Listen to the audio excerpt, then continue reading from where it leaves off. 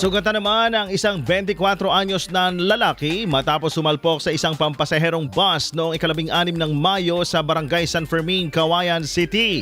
Kinilalang driver ng motorsiklo na si alias Koy, 24 anyos, at residente ng Barangay Baringin Sur, Cauayan City. Habang ang driver naman ng bus ay kinilalang si alias Boyong, 34 anyos, at residente ng Manag, Connor Apayao.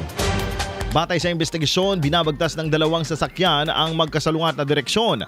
Napag-alaman na bago pa man makarating sa pinangyarihan ng insidente ay pasuray-suray na umano ang takbo ng motorsiklo hanggang sa mawalan ito ng kontrol at bumangga sa kasalubong na pampasaherong bus.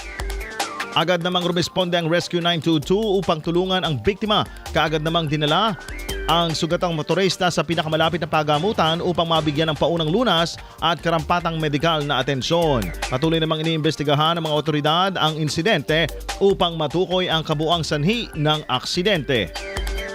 IFM News.